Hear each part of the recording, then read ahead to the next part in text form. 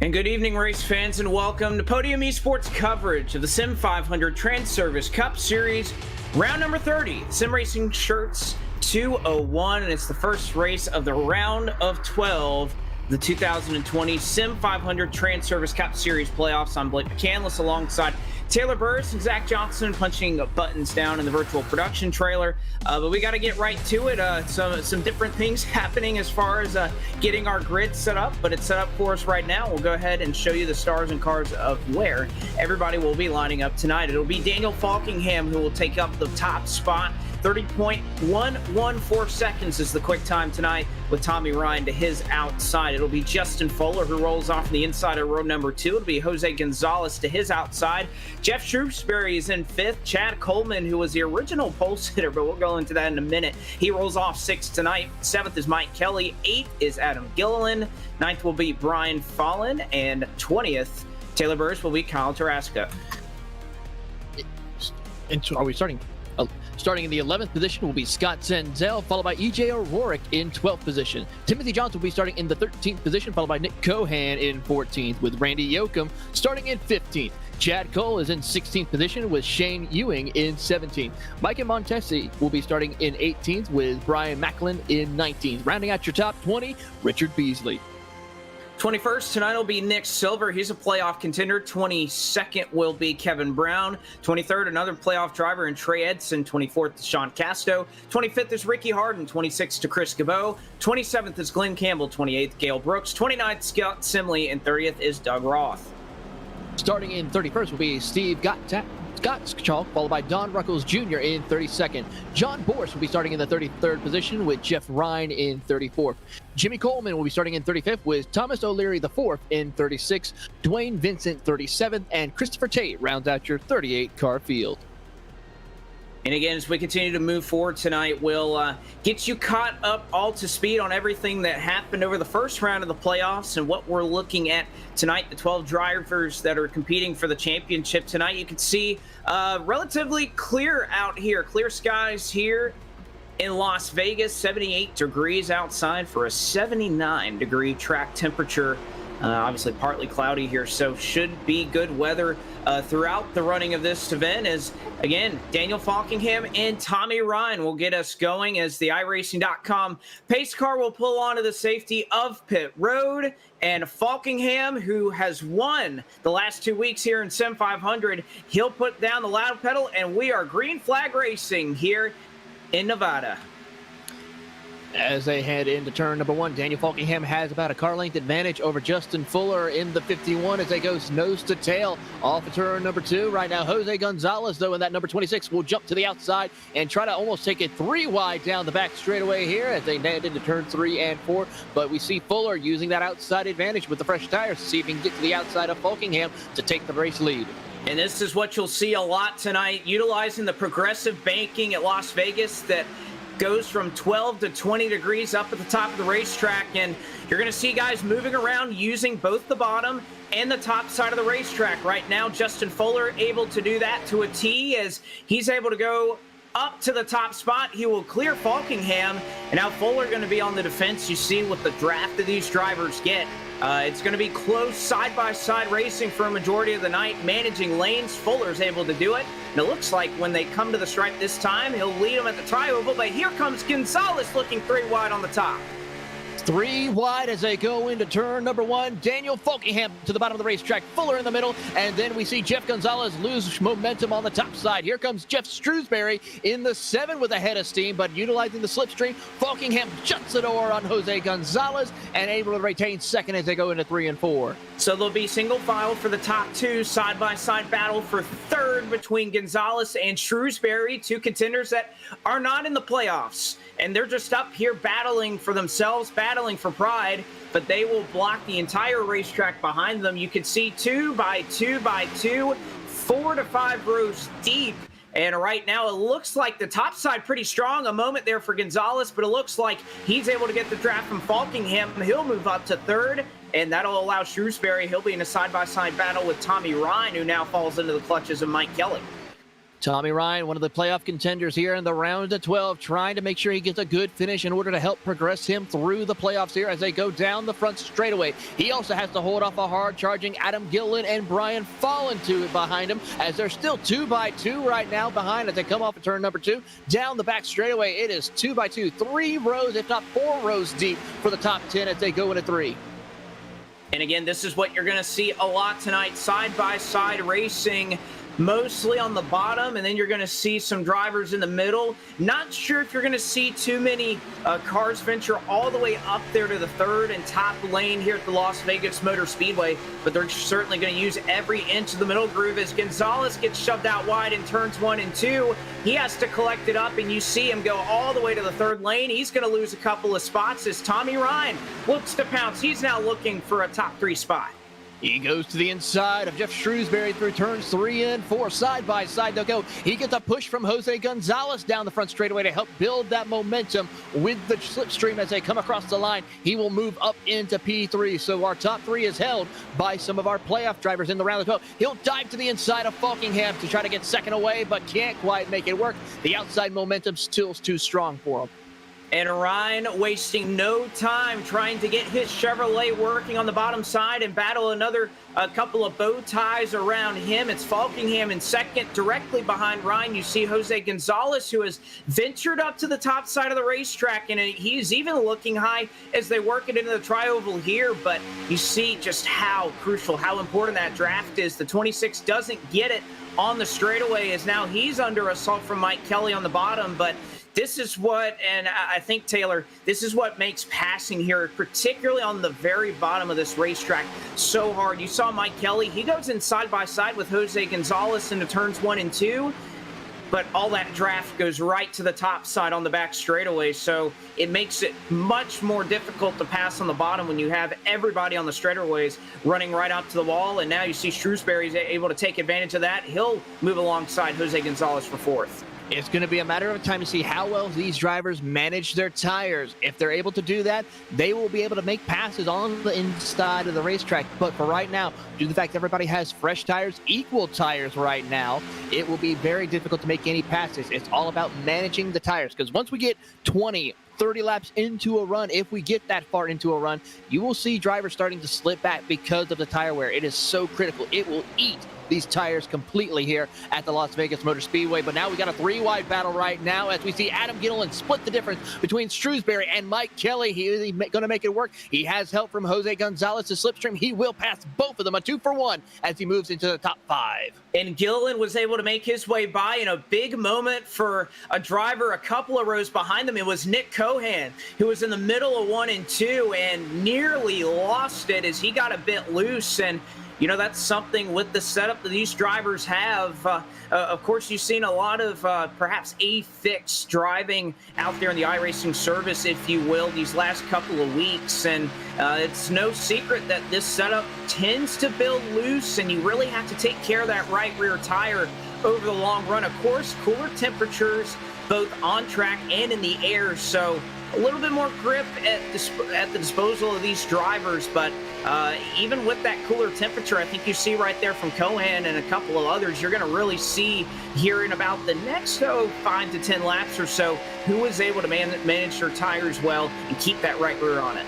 They're going to try everything that they can. Right now, the entire top 12 is within less than a second of each other. That just shows the competitiveness of this field, as well as how much of a help the draft can be for these drivers in order to keep up with their competitors here at Las Vegas Motor Speedway. As they come across the start-finish line to complete lap number 12, it is still Justin Fuller, your race leader, over Daniel Falkingham and Jose Gonzalez, your top 3. But Jose has a lot of pressure from Tommy Ryan and Adam Gillen as they come out of turn number 2. It is going to be side by side. Gonzalez gets a little bit loose. That allows Tommy Ryan and Gillen to move up into the top 4. And that's going to check up a couple of cars as Stenzel will shoot it to the bottom 3 wide of Mike Kelly. And oh, what a moment that almost was. He's able to get the job done, but Kelly is loose off the corner, and Scott Stenzel, I was just about to bring his name up, started back in 11th and has slowly worked his way now up into the top 6s. Oh man, he shot it in there on the bottom 3 wide and nearly cost Mike Kelly his race car, but they're able to sort it out. And now Stenzel all over the back of Jose Gonzalez. He'll the nose of his Chevrolet down to the inside as they work here down the long Nellis straightaway. Backstretch here at Las Vegas Motor Speedway. Stenzel and Gonzalez side by side. This is the battle for 6. Looks like Scott Stenzel will have a little bit of help from the 17 of Chad Cole and try to get around Jose Gonzalez as they go into turn number 1, diving it into the corner right there. We see Chad Cole takes a peek to the inside of Stenzel, but can't get there just quite yet. He'll have to wait a few more laps to see if he can work it, but down the back straightaway they will go. Stenzel will be able to get position over Jose Gonzalez and now set his sights on Jeff Shrewsbury. Well, and he gets a little checked up by Shrewsbury, who works there on the bottom, and Stenzel has to take a moment to save his race car.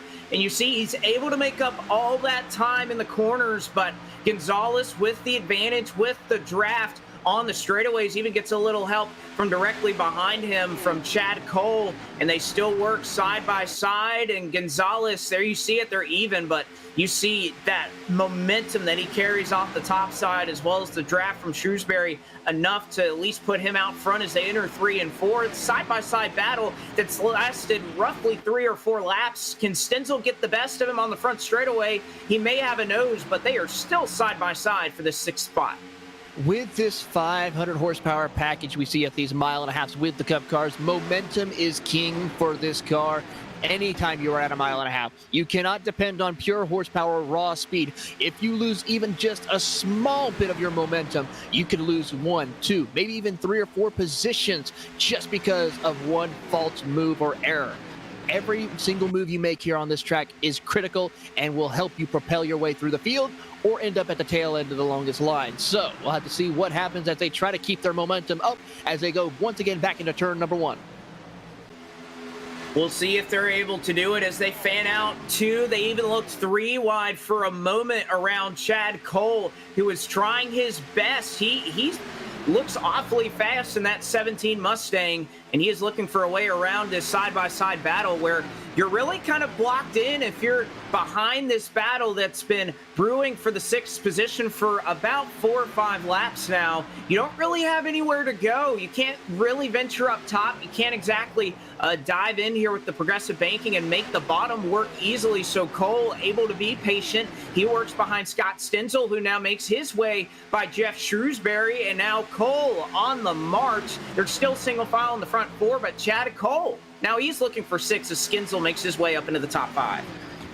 Stenzel has been able to get away from that hornet's nest of cars as he now pulls away into 5th, but Chad Cole's trying to do the same thing and keep up with the 24 of Scott Stenzel, but it's going to be a tall order as he tries to get around the 7 of Jeff Shrewsbury into turn 1. They'll go side by side. Shrewsbury on the top, Cole on the bottom. Will he pull a slide job to get the position? He will try, but just can't quite get it. Shrewsbury gets a little bit of loose off of turn number 2, down the Nellis straight. They will go side by side still into turn 3 and 4, but I think Chad Cole will finally get the position, move him up into 6th place.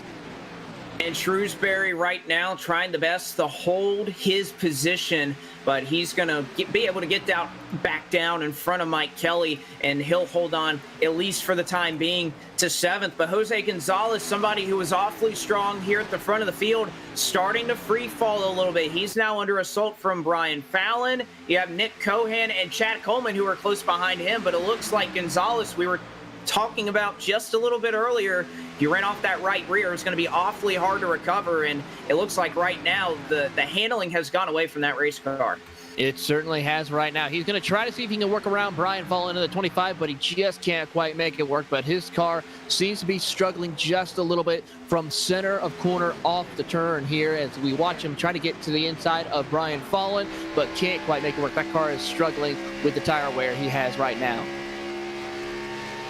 It is, and you mentioned a couple of moments ago that this is all about momentum. It's about keeping it up in this low horsepower, high downforce package. And when the car's loose, that comes in the form of being able to just get back to the throttle as early as you can. But when you're having to manage that right rear, you're really having to be be steady with it, because obviously if you're loose, you get back to the throttle too early, you have to check up to try and save your race car. So a lot of throttle management going on right now around the Jose Gonzalez machine, as Fallon's able to make his way by Mike Kelly. He goes into position number 8, but for the most part, they have settled things out here in the top 10 side by side between Kelly and Gonzalez, but otherwise you see mostly single file, mostly settled out, at least for now, amongst our top competitors. Currently right now, the top five of the 12 playoff drivers are currently sitting in the top 10, with the lowest one right now in the playoffs has to go to the 20 of Trey Edison. He's sitting back in 21st position, so he had a little bit of work to do here tonight. But meanwhile, for the rest of the top 12 in points, Justin Fuller, Daniel Falkingham, Tommy Ryan, Adam Gilliland, and Chad Cole, they're looking pretty good right now, sitting inside the top 6, with Scott Stenzel being the only non-playoff contender in their mix, as well, as they go back into turn number 1. Pretty much single file from 7th on back. Single file from 7th on back. And one thing worth mentioning in these playoffs, and it certainly wasn't the case in the first round, where of course your wins in the regular season would give you some added bonus points, a little bit of a cushion to enter that first round, as well as your seeding.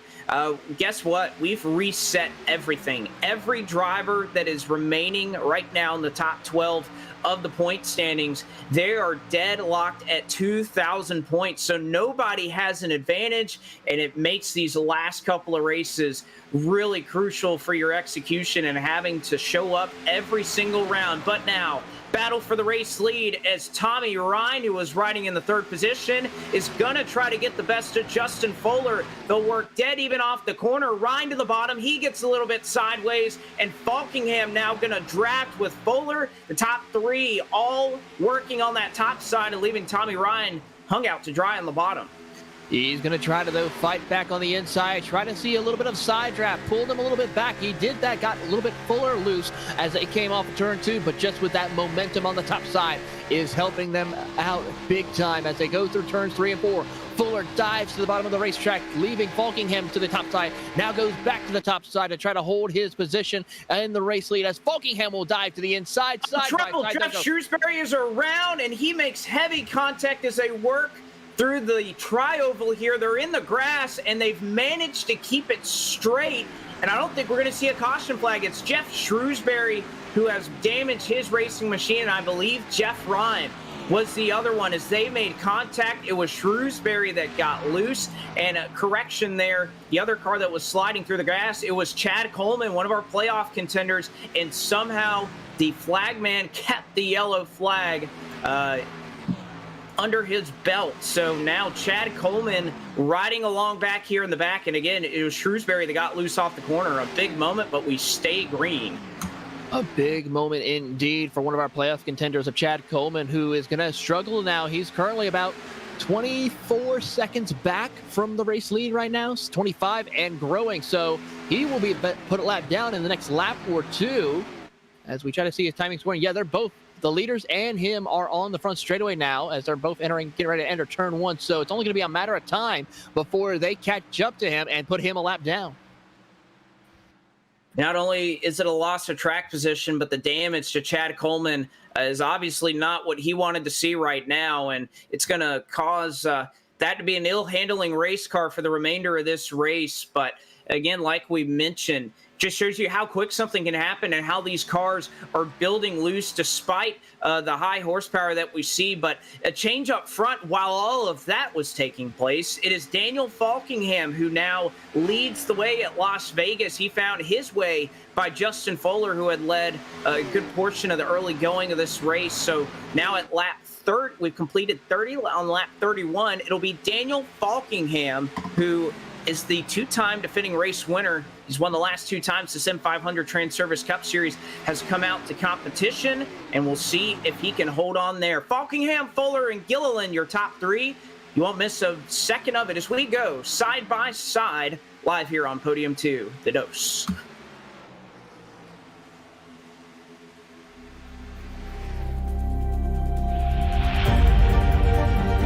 Coming up to the line, being chased, and it was right in chin.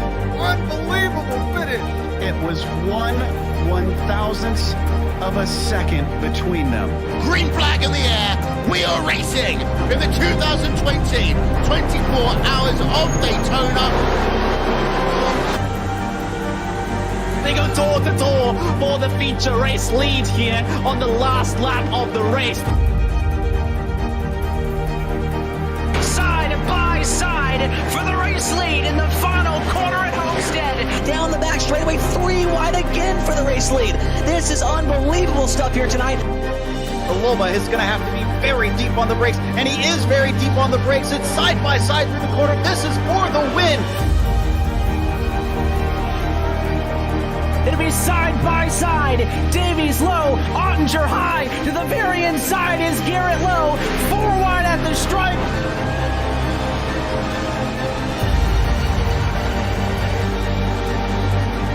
For all his work here on this outside line, neck and neck. Who's going to back out? Does anyone back out?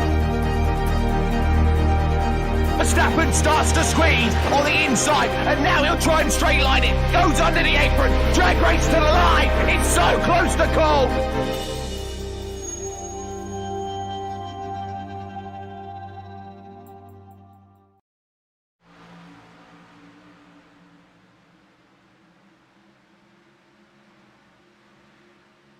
And back with you here for coverage of round number 30 of the Sim500 Transervice Cup Series playoffs. It is the first race of the round of 12, and Daniel Falkingham looking to pick up right where he left off after winning 2 races in the opening round of the playoffs. Blake McCandless, Taylor Burris, and Zach Johnson along with you here for live flag-to-flag coverage. The Sim Racing Shirts 201. And we want to take a moment to remind you that for more than 50 years, many of North America's leading companies have put their transportation needs and reputations in the hands of the trusted pros at Transervice. From Walgreens and Kroger to the New York Times and Roma Foods, Transervice continues to grow its business with nationally and regionally recognized customers across a broad range of business segments. For more information, visit transervice.com. And as we left it, Daniel Falkingham is still your race leader. It is Justin Fowler who rides in the second position. He's managed to hang on to that. It is Gilliland in third, but Taylor, we're looking at the lap traffic. We were talking about Chad Coleman, damaged race car playoff contender. He's about to go a lap down. As the race leaders now work underneath him as they come off of turn number 3 and 4. Falkingham will put him once again 1 lap down, so he's going to need a caution. Chad Coleman will need to help get him back on the lead lap, as well as possibly get some damage repair fix on that Chevrolet as they're going through turns 1 and 2 right now. That 38 is definitely struggling for pace, as we actually have 1 car out of the race. That is the 7 of Jeff Shrewsbury. He has pulled it behind the wall. His night will be done. Well, and Shrewsbury, if you remember just a couple of moments ago, he was the driver that was involved in that incident off of 4 that did not see the yellow flag wave. We have yet to see a caution flag slow us down here just yet. And obviously Shrewsbury, enough damage to put him into the garage, so he will be scored 7 laps down in 38th. He's left the service, left the racetrack, so Shrewsbury going to make up the rear end of this field. But one thing I think we're having to look to, Taylor, is a couple of marchers through this field. Obviously, Gonzalez started in the 8th position and has found his way up into the 2nd spot. But Chad Cole quietly working his way up into the top 5, started all the way back in 16th. And when you talk about how wide open these guys are, how difficult it may be to pass, it's impressive that Cole has made up so much ground in such a small amount of time. The help of conserving his tires has probably been the biggest factor for why Chad Cole has worked his way up into the top 5. And that's showing right now. And he's still keeping up with the rest of the top 4 and running very consistent lap times compared to our top 4 right now. In fact, he ran one of the fastest laps out of that group right now as they come across the line looking at timing and scoring. The only other 2 drivers that would beat him were our top 2 of Daniel Falkingham and Adam Gilliland. He ran the 3rd fastest lap time out of the top 5 as they come across the line. So he's doing what he needs to do, running consistent laps and keeping those tires as best as possible compared to everybody else in the top 5. Well, and I think it's worth mentioning, Taylor, as we see Adam Gilliland make his way by Fuller for second, and it looks like he has his eyes set on the race lead, is how, if you've raced it all around here this week, obviously the dirty air isn't as much of a detriment here, at least what we've seen in iRacing at Las Vegas this past week. So as the leader, you're providing so much draft with these giant spoilers that they have on the back of these race cars. It's almost more difficult to be the leader. We transitioned from last night. It's all about clean air. It's all about getting that air to shove your nose down into the racetrack so you can turn through the corner. But here, and at least the way things have worked so far this week, I would even say being the race leader is almost a detriment as we get an onboard shot of Adam Gilliland's race car. Yeah, as we ride on board with Gilliland, you can see that there is no way for a driver such as Daniel Falkingham to pull away from his competitors, as we've seen in previous packages with this car, where you can pull away after a long run going on. The only way really we can see someone such as Daniel Falkingham pull away from his competition is if he decides to come down pit road, get fresh tires. That's the only way I've seen competitors throughout the iRacing service take a shot at pulling away from their competitors, is that they absolutely have the freshest tires on their cars, which right now everybody's ran for about 43 laps on their stint of cars for this right now, which everyone is running equally. So it's only going to be a matter of time before we start seeing a possible green flag pit stop here in the next 6 to 7 laps. Certainly so, and it goes without saying, this is a lot longer than what most of these drivers have run. You mentioned the official racing that goes on here at iRacing. 45 to 50 laps was generally the race length that these guys, or the furthest that they would go on a set of tires. So obviously a little bit different here with the way things are going. There you see Scott Stenzel. He's going to make his way on the pit road, perhaps a sign of things to come, that green flag pit stops may shortly be upon us. Another driver is on the pit road. That is Timothy Johnston, who is running all the way back in the 30th position. And one thing, Taylor, especially with the way this race is going, is they, of course, have the set of Goodyear Eagles that are on their race cars right now. They have three, count them, three fresh sets sitting on pit road. And with how long of a green flag run that we've seen to start things out here, you have to imagine, even if we do start to see a couple of caution flags towards the later back half of this race, I don't imagine that these guys are going to be worrying too much about tire sets now that they have three on pit road, but Stenzel gets away. I could have used an extra set of tires when I was racing at Las Vegas this week, but that is a very good fact indeed. But with everything with those three sets, it's a little bit, gives them more room to not make a strategy call late in the going. If they have that extra set of tires, if a late caution was to come out, that's actually going to be a big help to them. Now, if they are able to use it early on in the race, if we have early cautions, that could be proving a problem where they will need to try and conserve and save tires, maybe even go a pit stop without taking any tires in order to save that last set for a late race caution.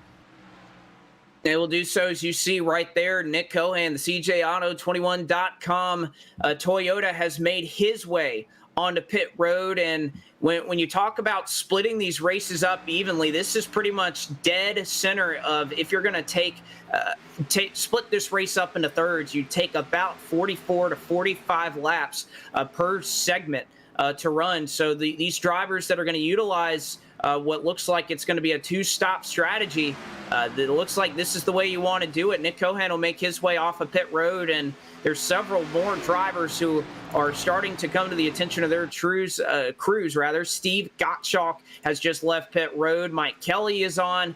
And now you really look at the top few here, Taylor. It's really a lot of the playoff drivers that have still yet to hit pit road in this one. Yeah, right now only two playoff drivers have come down pit road. Nick Cohan, Chad Coleman. Everybody else in the playoffs has yet to pit, and we're going to be keeping an eye and see when they will make their way down pit road. Currently, the last car who is not a lap down as far as the playoff drivers is the 48 of Nick Silver, who's running in 13th. So we're still watching and waiting for the opportune time where we see our playoff contenders make their way down to pit road. But right now, as we are approaching lap number 50, our race leaders are still out there on the track. So we'll definitely see a big difference of speed from our lap down cars who just came down pit road compared to our leaders right now by over at least a second and a half. Scott Stenzel, that last time by, he was one of the first drivers that made his way onto pit road.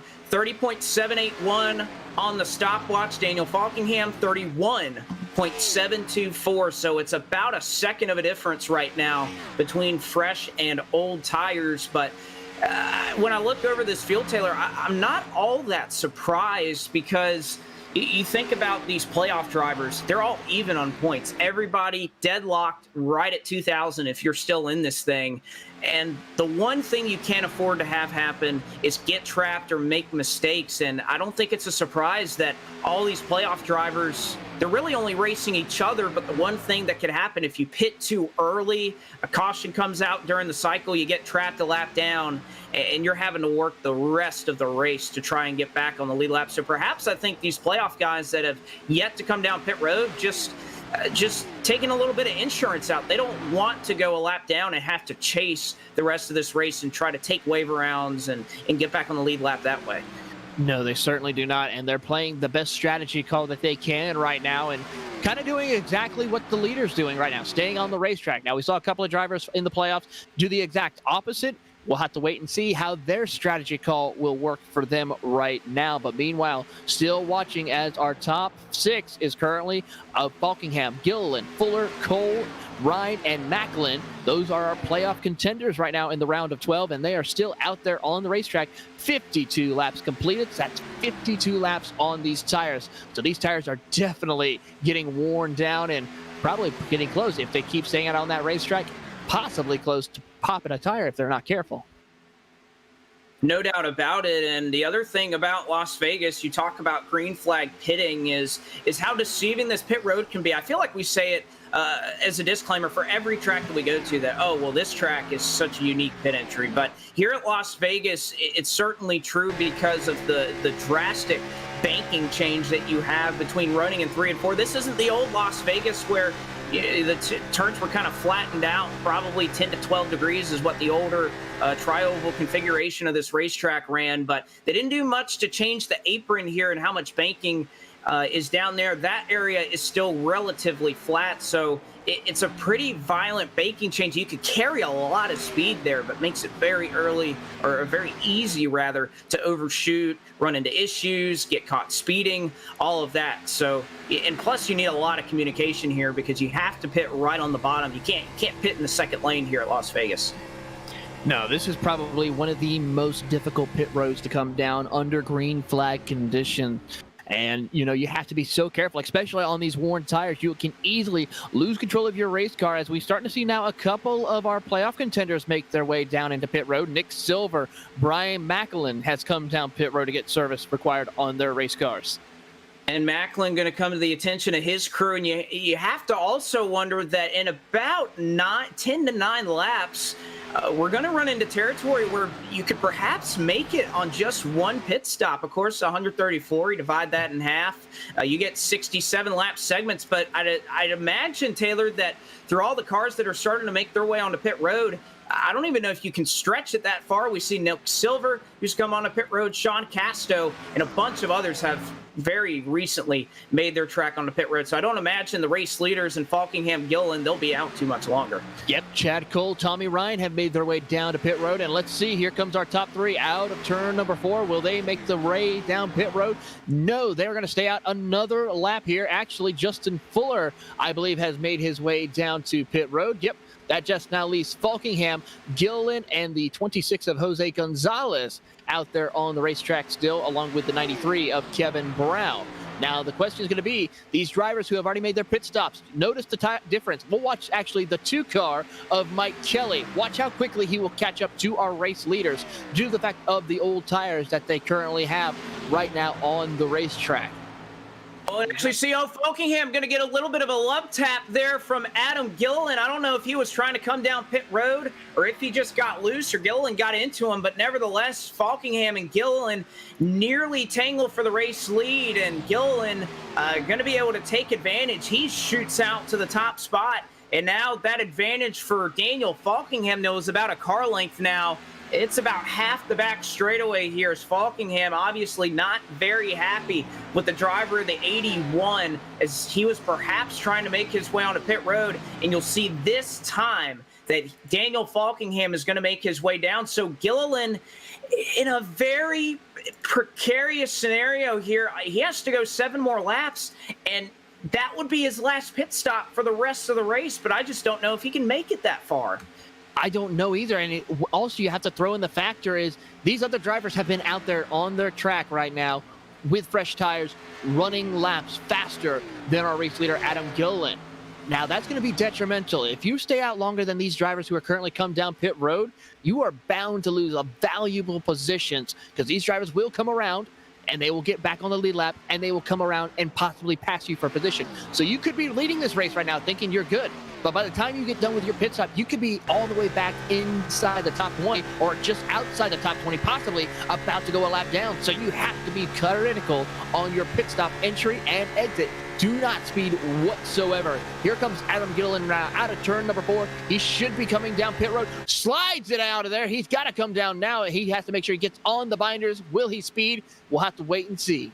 I was watching along with his speedometer, and I don't think he's going to be assessed a penalty from race control. That's about, you saw him slide there, but if anything, I think that's about as amazing of a pit road entry as you can have sliding, but he just got down to speed in time. So what we thought could potentially be a one-stop strategy for Adam Gilliland, he's not going to be able to go that distance. So this is where, Taylor, we were talking about it, the difference in speed between these guys. You've had the likes of Nick Cohan out there who's been running for 15, 16 laps, about a full second faster than Adam Gilliland. And so that's about half of a lap here at Las Vegas. And plenty of other drivers who have made their way down pit road. If you have to come down for 2 stops anyway, I'm kind of scratching my head at why you would stay on pit road this long.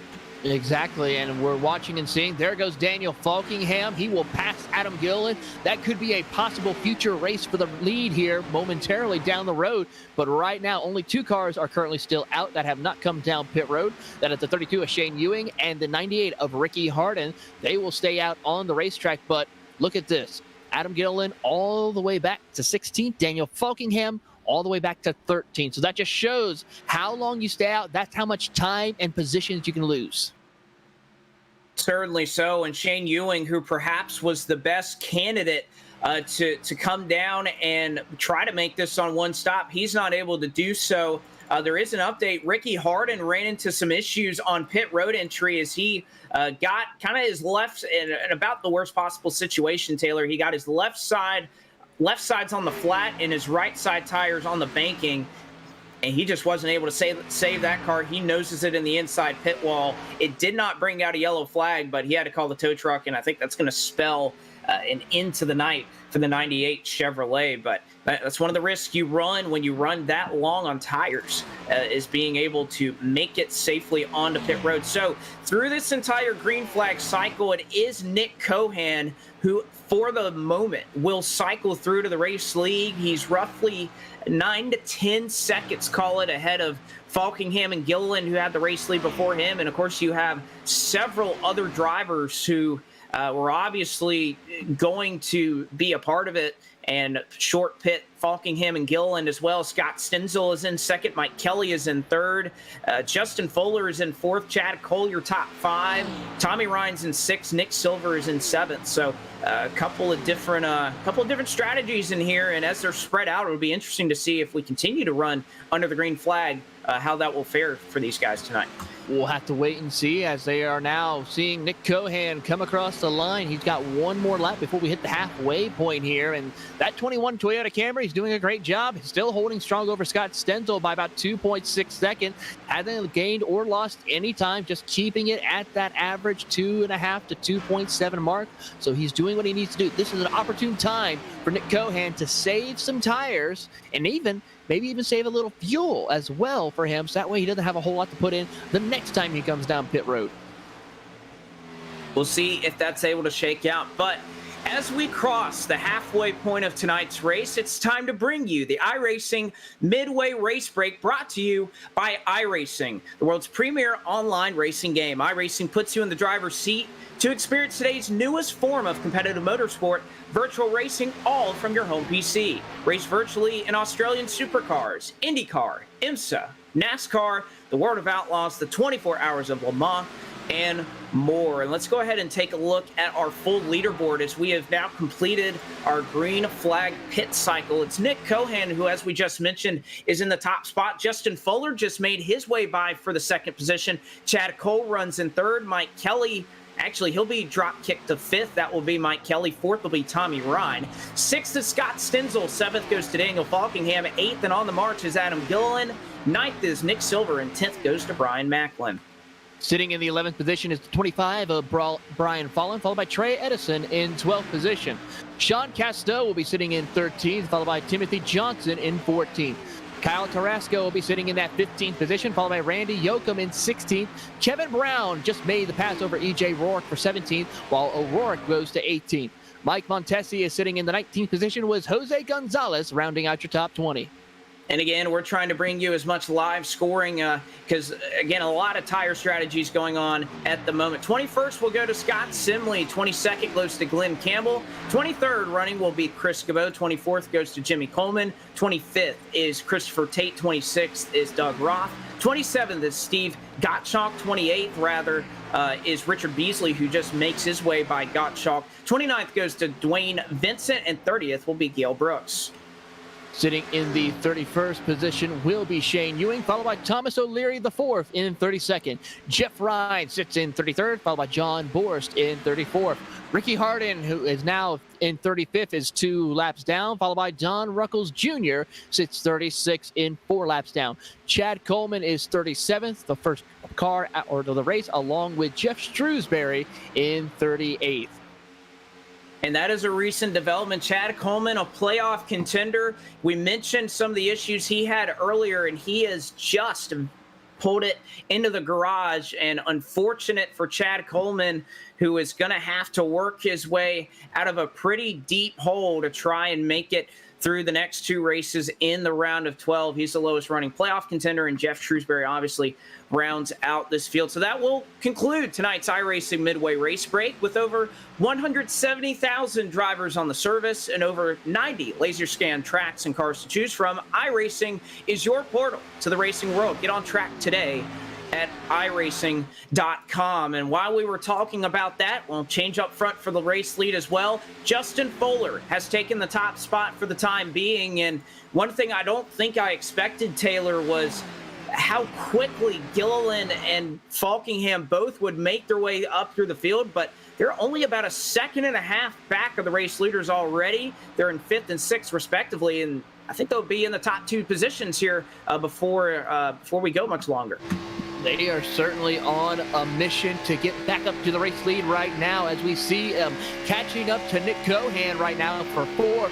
Here comes Adam Gilliland to look to the inside as they go through turns 3 and 4. But right now, Cohan's still going to hold on to that position.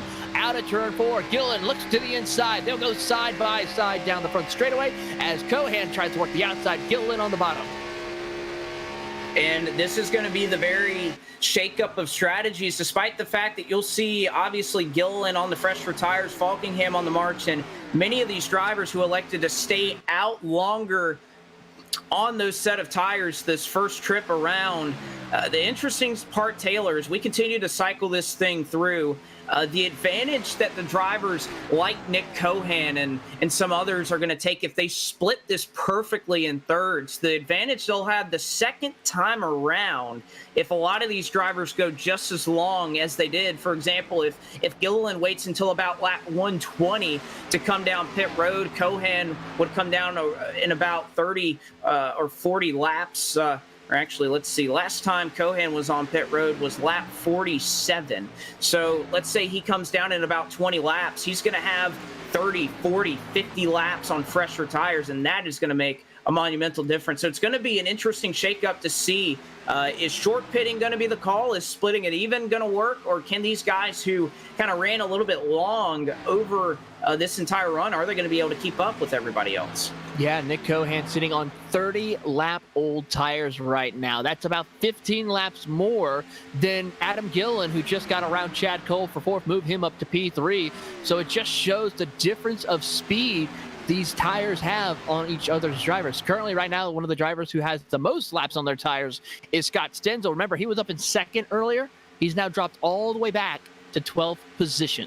So detrimental for Scott Stenzel as of right now if he chooses to stay on the racetrack. But I'm pretty sure we'll be seeing him come around lap 80 to 100 where he can come down, get some fresh tires, and take a 34-lap dash to the finish.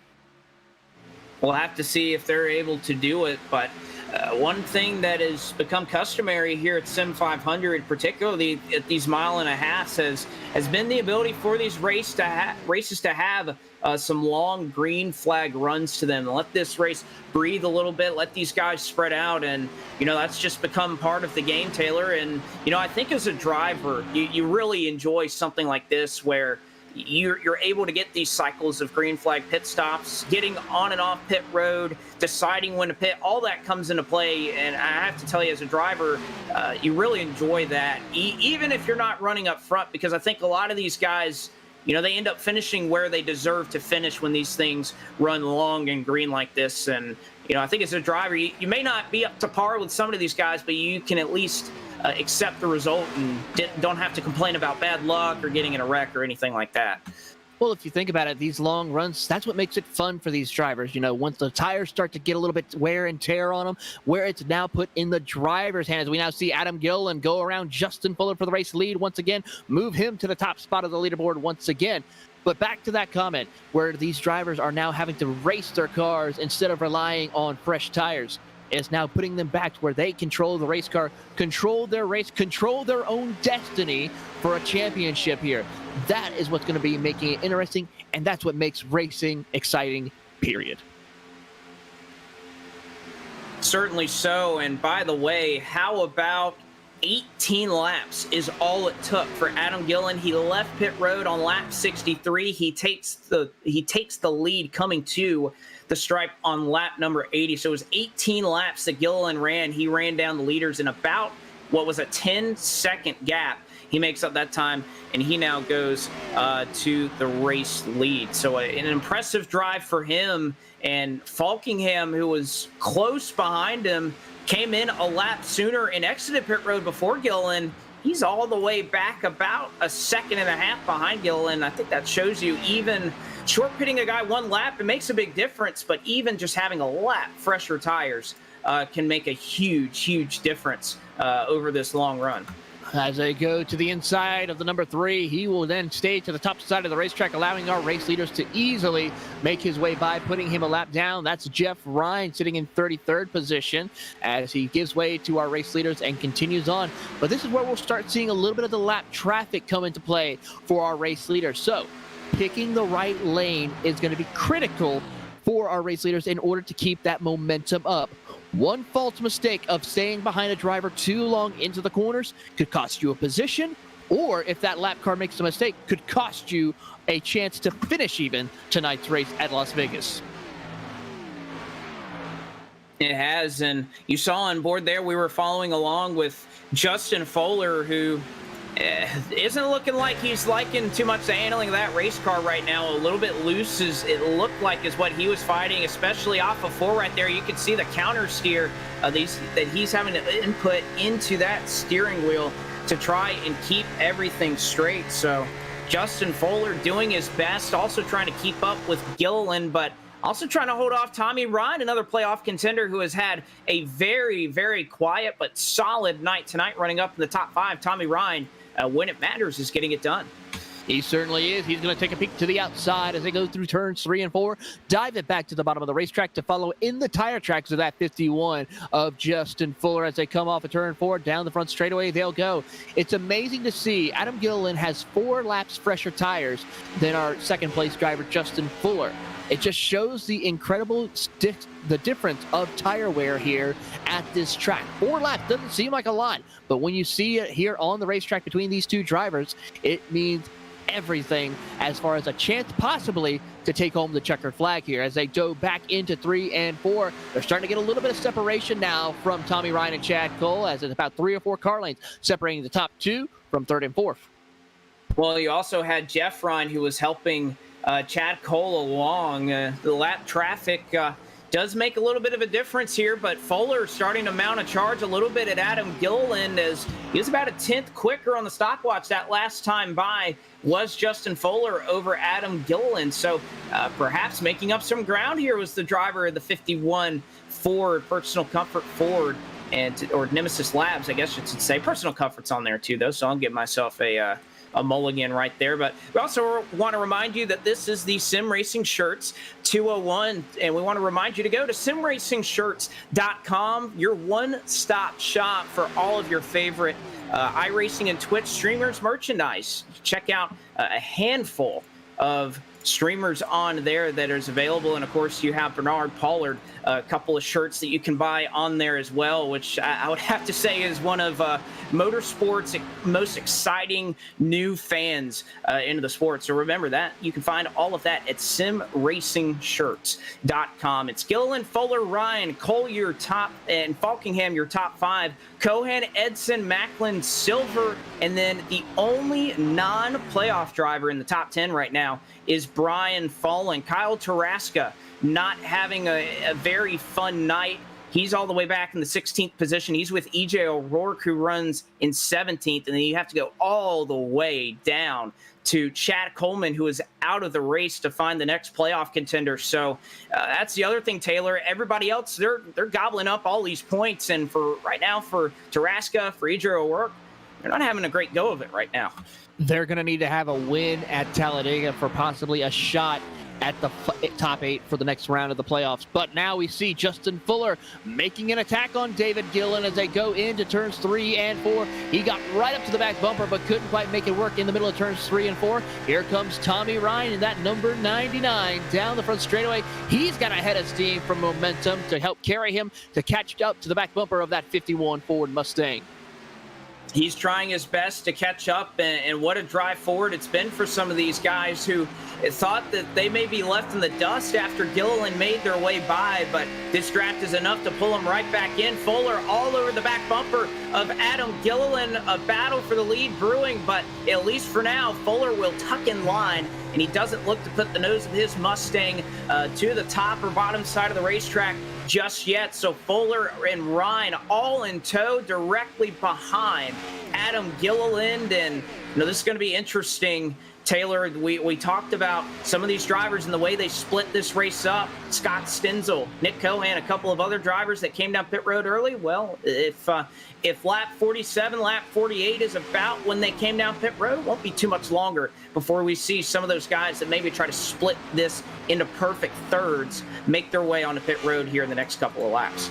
Yep, Nick Cohan currently on 45 laps. We should be seeing him coming down the next 2 to 3 laps right now, but as he's actually coming down pit road right about now. So we are starting to see some of those drivers who have come down pit road early on making their way onto pit road right now. So we'll be seeing how well they are able to stay out on the racetrack with the fresh tires as we're closing in on lap 100.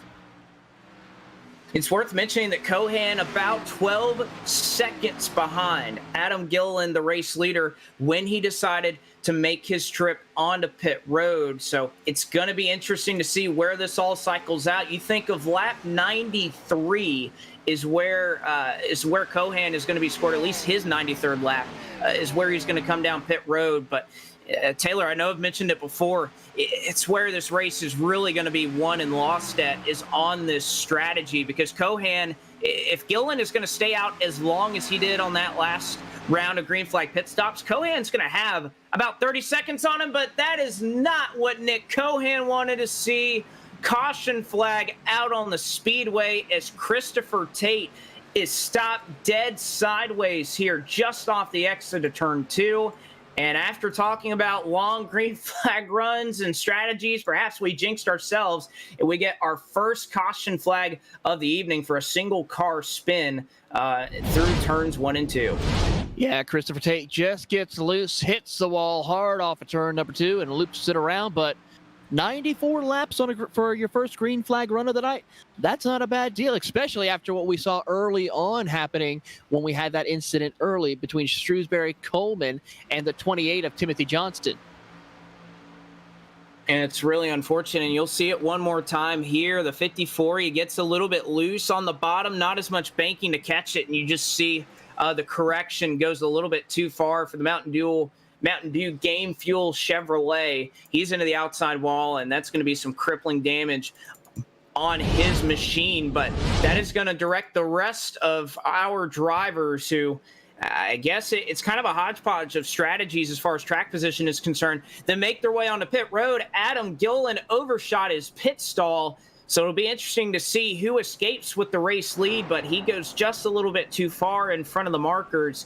And you have to imagine for most of these guys, one set is what they have left, which could come in handy with what we might see after this. After the mistake by Gilliland, it'll be Justin Fuller who wins the race off the pit road. It'll be Falkingham, then Ryan, Gilliland, and Nick Silver who will escape for the top 5. So we get all the way almost to lap number 100 before we see the first caution flag wave over the Sim Racing Shirts 201, as Falkingham will lead them off of pit road. You're watching Podium Esports coverage of the Sim500 Transervice Cup Series, and we'll go side by side as we work under caution flag number 1 tonight.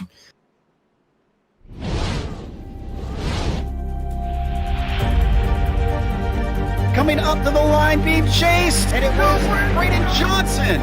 Unbelievable finish. It was 1/1000th of a second between them. Green flag in the air.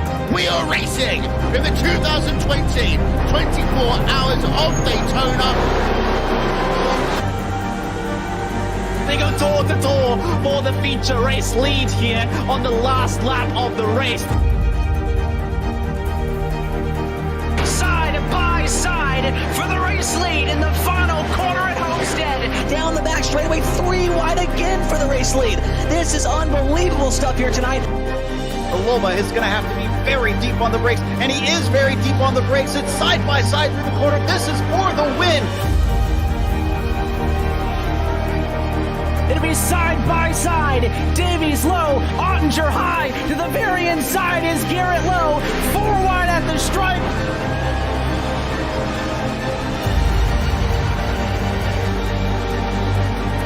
For Audie's win here on this outside line. Neck and neck. Who's going to back out? Does anyone back out? Verstappen starts to squeeze on the inside, and now he'll try and straight line it. Goes under the apron. Drag race to the line. It's so close to call.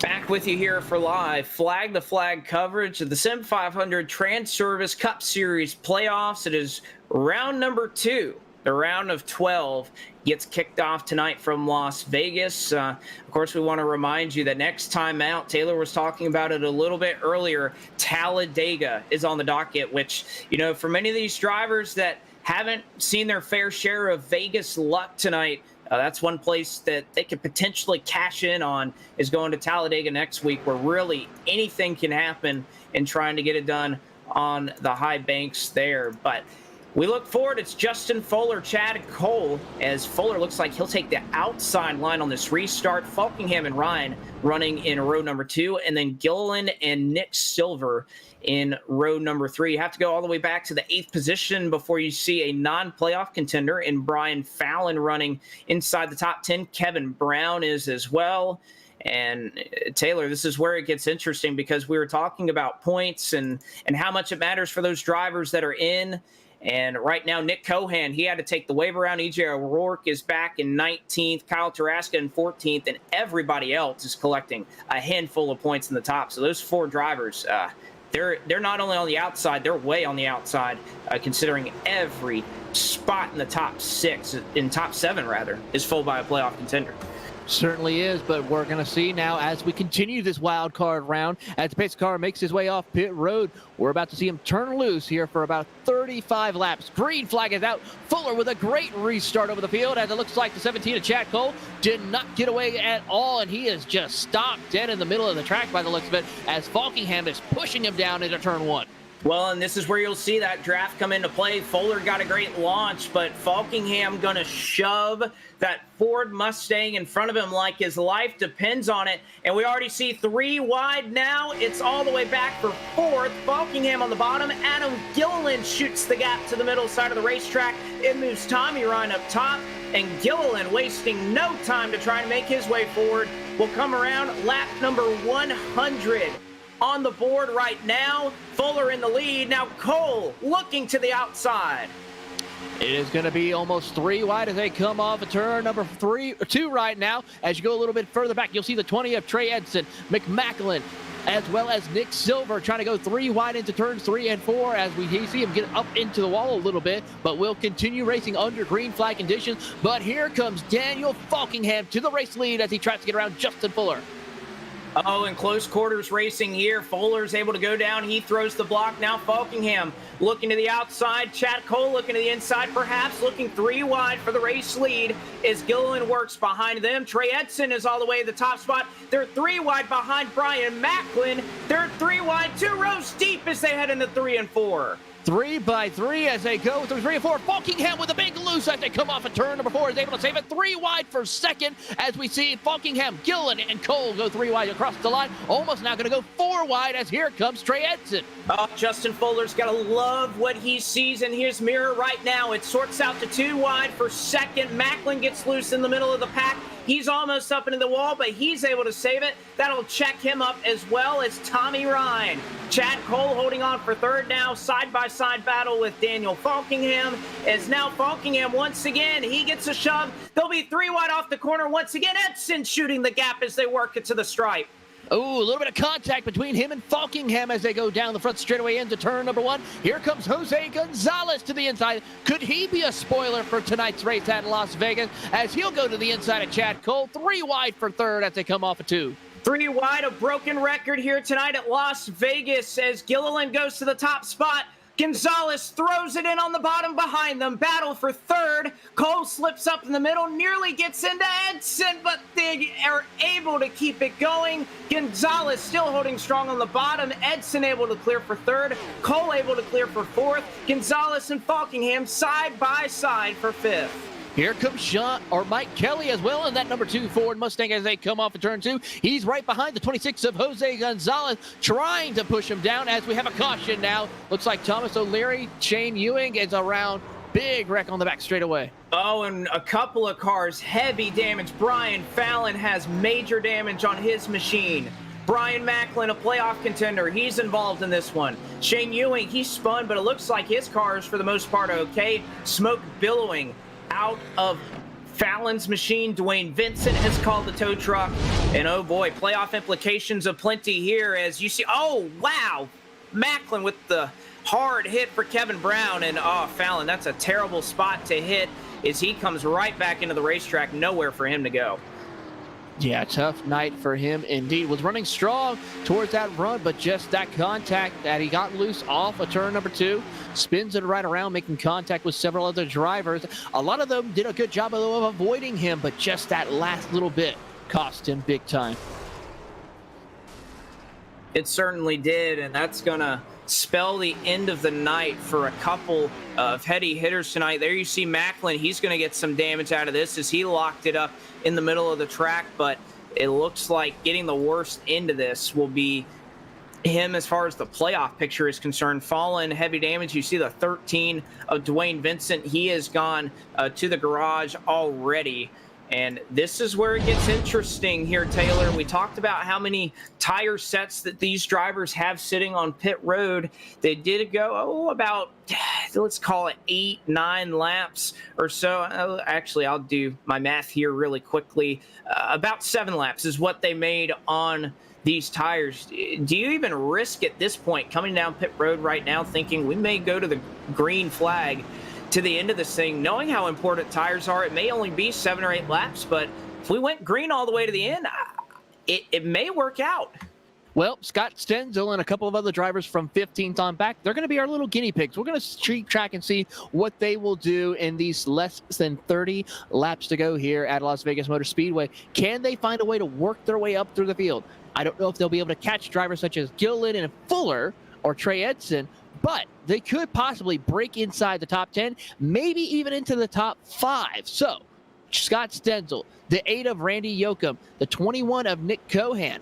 Let's keep an eye and see what they're able to accomplish here under the next green flag run that we have, if we stay green from here to the end.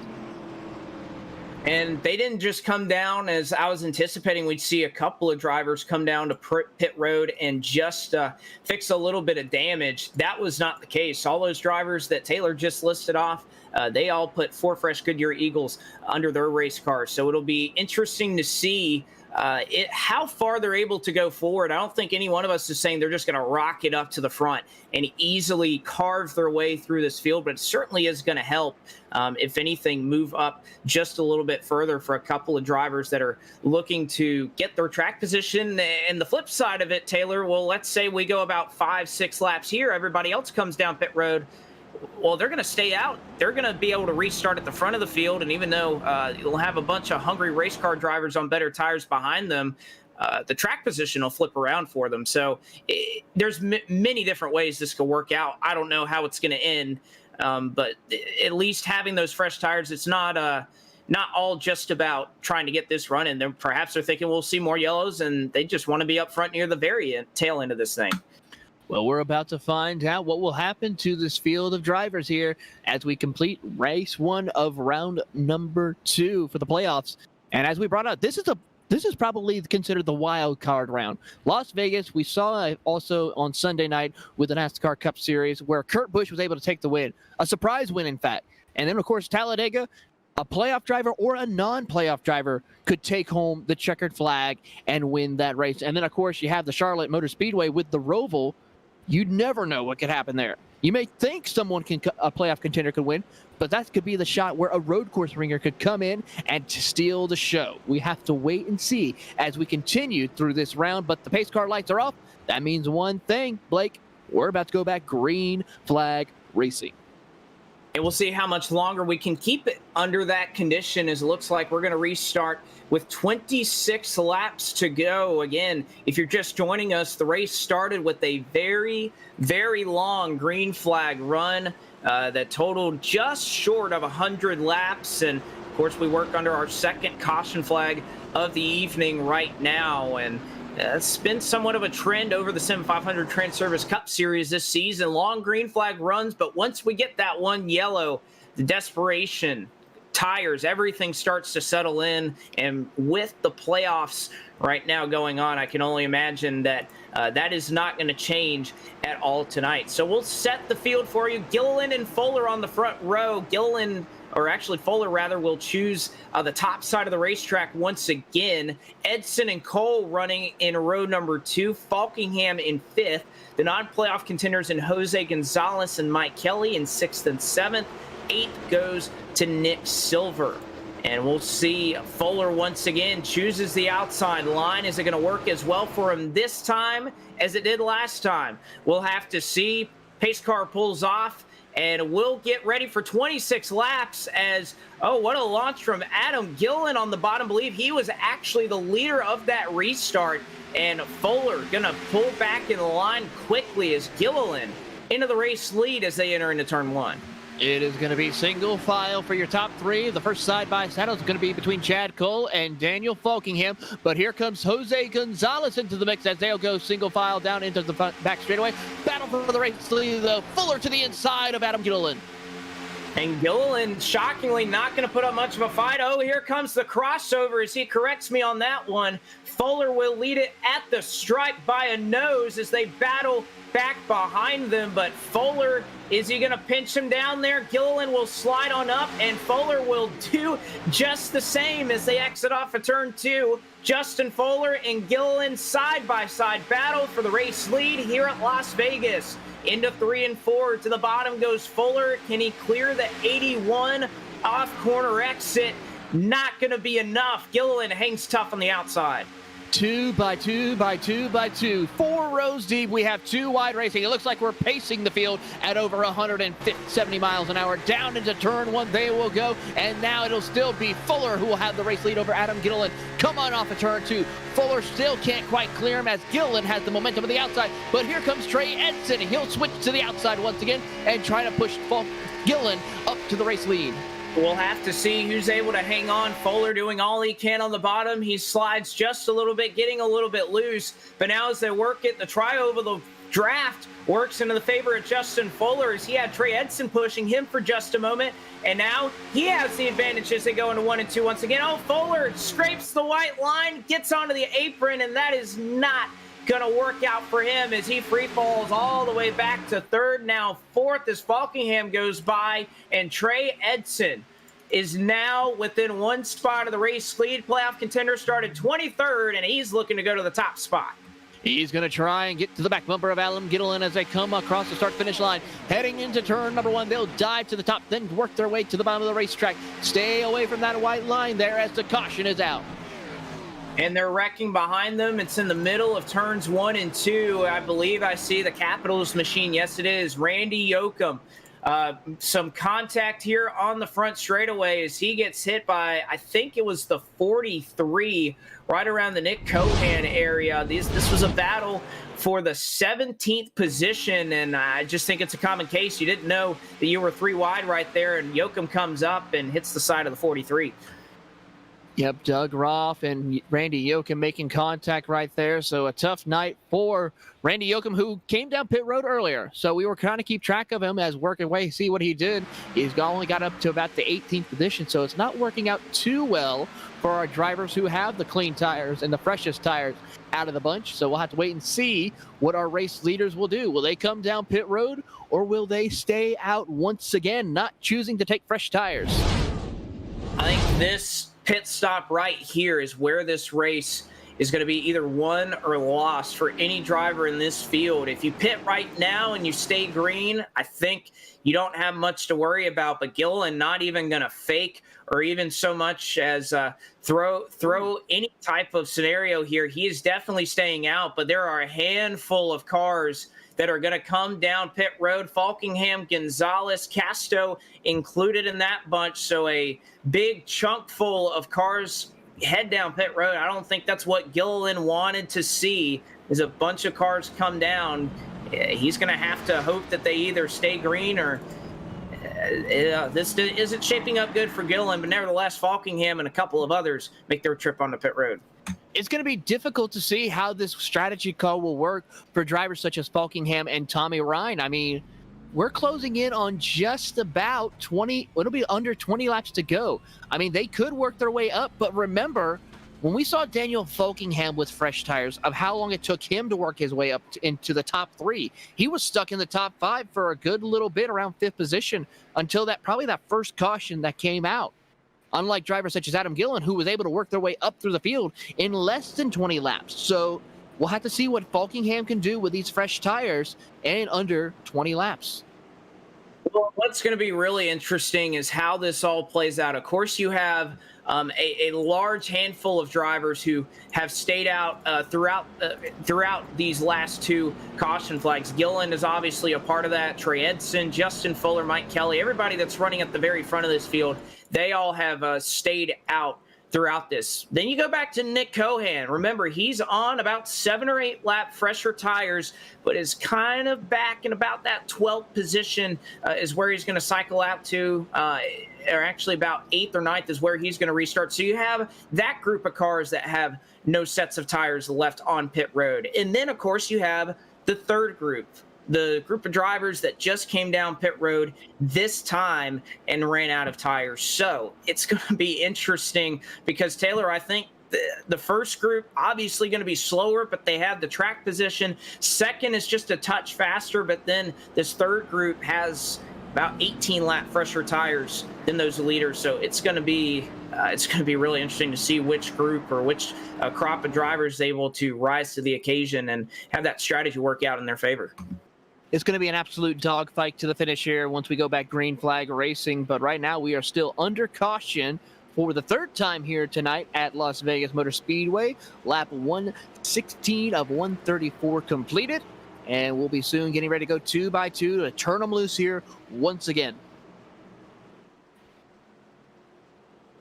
When they're able to turn them loose. Lights are still on the pace car this time by, so believe it'll be one more trip around the Las Vegas Motor Speedway before we get going under the green flag in the first race of the round of 12 of the Sim500 Transervice Cup Series playoffs. And I think for anybody that's been following along this season, it's really no shocker to hear some of the names that you've heard throughout this broadcast, of course being Falkingham and Gilliland winning 13 races of the 27 that have made up the points races this season. But even Trey Edson, 13 top fives is good for third in the series alongside Falkingham and Gilliland. And Brian Macklin, perhaps he's the story of tonight. After having some late race troubles, rather, that 30 Lung Force Toyota not in a great position, heavily damaged, but just trying to do everything he can to hang on and try and salvage something. Well, he's doing a great job of that here tonight, and we'll see what he can do. He'll be starting around inside the top 10. We'll have to keep an eye and see what he can do in these final closing laps, as we're seeing some of the drivers trying to scrape their tires a little bit, try to keep them hot, keep some pressure up, keep the temperatures up, and once again go at it for less than 20 laps here tonight. Under 20 to go. Who's able to get it done? Will we see a playoff contender? Will we see a spoiler up here? You got Mike Kelly, who's running all the way up in the 4th position.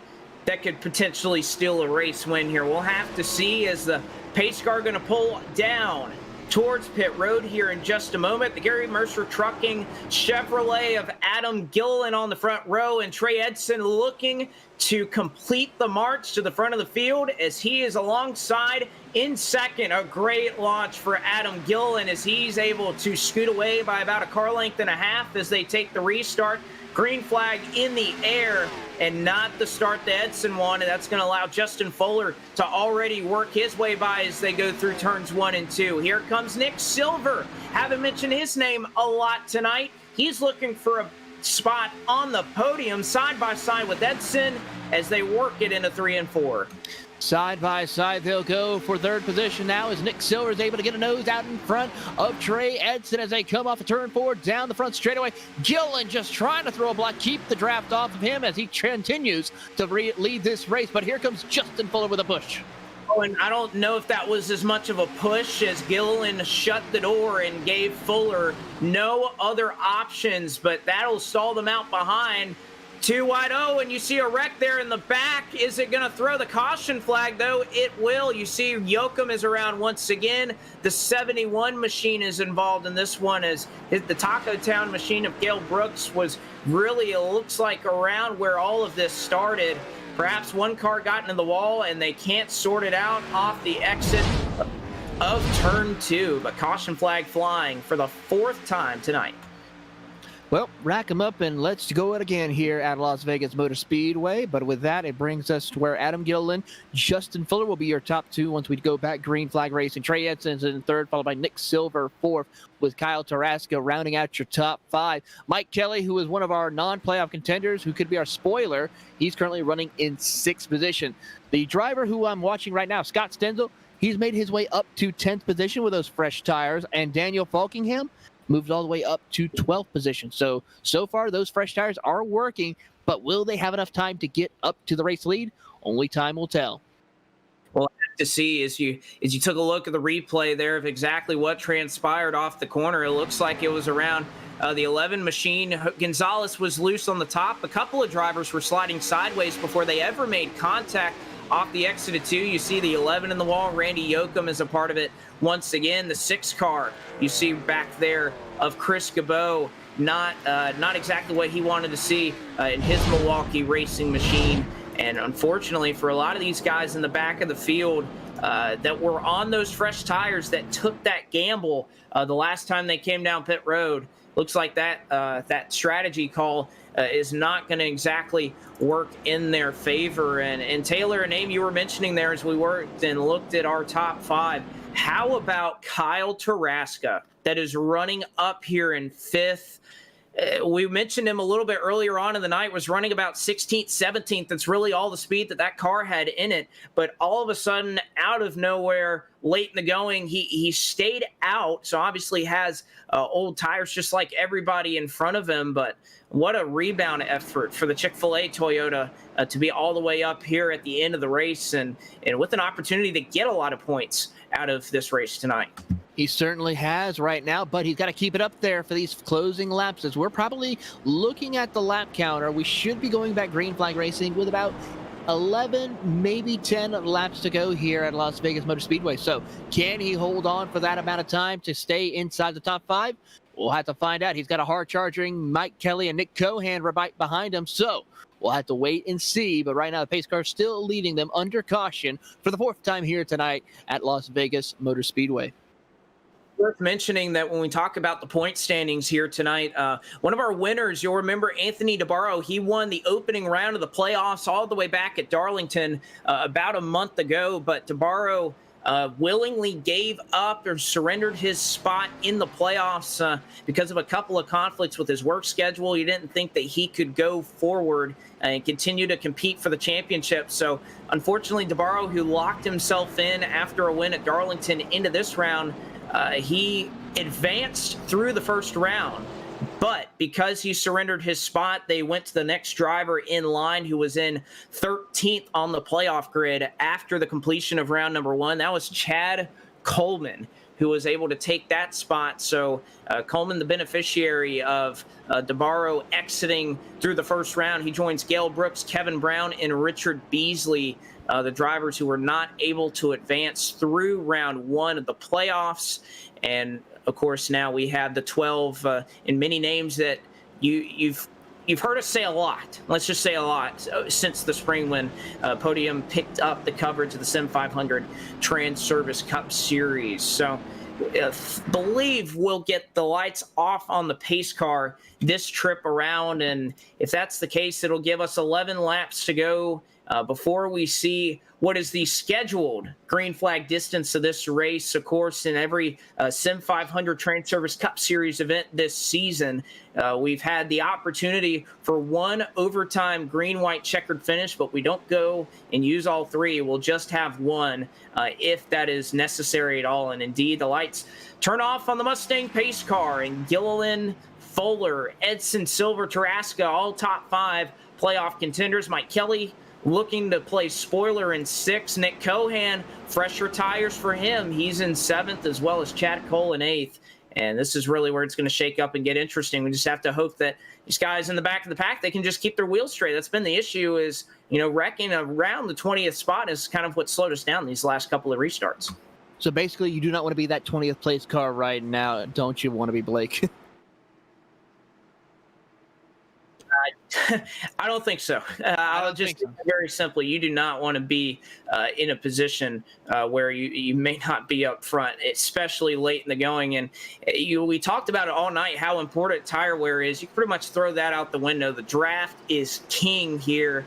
And the racing you see these last couple of laps, it very may well resemble exactly what you're going to see next week, and perhaps even the last couple of laps of next week as we go to Talladega. So Gilliland, very early restart and very early jump for Gilliland, who's trying to just take off from those fresh tires that he sees behind him. We'll get green flag racing here with 11 laps to go. Gilliland able to get out front, and they work mostly single file all the way through the top 5, the top 6. Nick Cohan, first side-by-side battle. He goes by Chad Cole for 7th, but a big line of draft here on the back straightaway.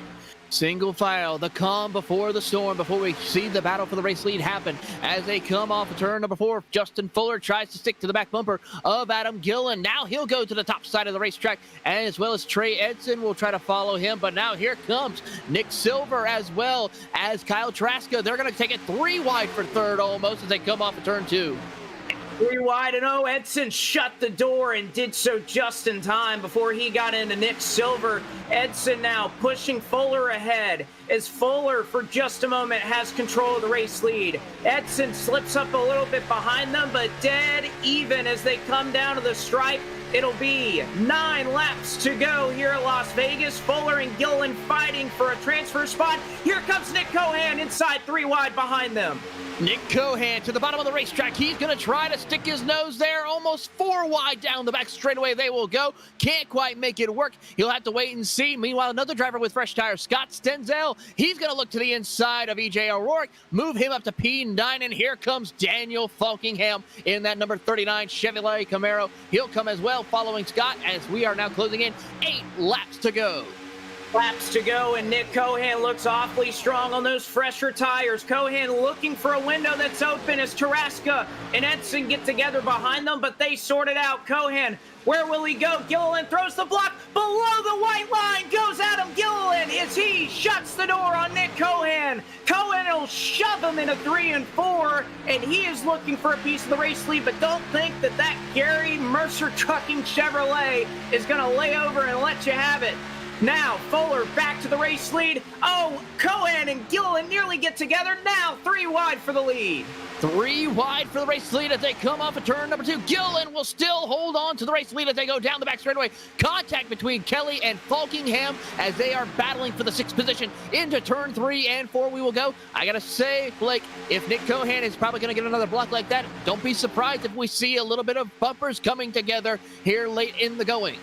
If you drive me below the white line, there's one place you're going into the next corner, and that's the wall. We'll have to see how patient he is. This time he'll dive it in to the bottom once again. Gilliland will slip up the racetrack. They're dead even. 3 wide. Falkingham now directly behind Adam Gilliland, and he's going to shove the 81. They're 3, then 2 wide behind them. Cohan just inches off of Gilliland. He slips up. It causes Falkingham to check up, and Gilliland will still hold on. 5 laps to go at the stripe. I don't want to be in this hornet's nest right now. This is crazy racing here at Las Vegas Motor Speedway as we see Adam Gilliland hold on to the race lead. Justin Fuller's now moved up to 2nd. Nick Cohan has dropped all the way back to 3rd position as he battles with Trey Edson and the 20 as they go into turns 3 and 4. 2 by 2 from 3rd on back for the right now. Adam Gilliland still barely holding on to the race lead. Does so as they'll take the stripe this time. It'll be 4 to go. Can Justin Fuller mount a charge, or can Cohan, Falkingham, or even Trey Edson make a late race run here at Gilliland? Gilliland will run the middle of the racetrack, running right in the tire tracks of Fuller. Here comes Falkingham on the inside of Cohan, and oh boy, does this change everything. Caution flag is out once again. They're wrecking in turns 1 and 2. And, oh, this is going to be pretty big in terms of playoff contention as Tommy Ryan has sustained a significant amount of damage after he got together. I believe it was with Mike Montesi. Ryan got a little loose. Montesi came up the racetrack. Ryan travels down. He collects Mike Kelly, and we'll get another look at it this time. And another driver involved with that as well, who was in another incident, was Kyle Taraska in that number 18. He got involved as well. So this is going to be very detrimental. A lot of playoff contenders involved in this late race caution number 5 here at Las Vegas. See a couple more pile their way into this accident. You see Ryan gets shoved into the wall. He collects Mike Kelly. I believe that's the 44 Transervice Chevrolet of Glenn Campbell, who really has nowhere to go. It destroys the whole front end of his race car. And boy, does this change everything out here with just a couple of laps to go. I don't even know if you're Gilliland or Fuller, if you're really happy or upset with that. You bunch everybody back up despite the tires that you're on, but they're already right on your back bumper. So we'll just have to see how this thing shakes out. But no doubt about it, you have fresh tires directly behind you. Nick Cohan, Daniel Falkingham, fresh rubbers for them. You can say the same for Nick Silver, who's marched his way forward, Scott Stenzel, Chad Cole, who have missed most of the carnage back here Brian Macklin, he's on old tires all the way back in 20th, a playoff driver. Tommy Ryan, not what he wanted to see. This got to be good news for a lot of those guys, EJ O'Rourke, Kyle Tarasca, who are doing their best just to hang on. Tommy Ryan going down, that helps them quite a deal. Certainly does, and we'll have to see what will happen, as this will possibly be either a 2-lap shootout or a green-white checkered here at Las Vegas Motor Speedway. So a lot is going to be on the line once we go back green flag racing.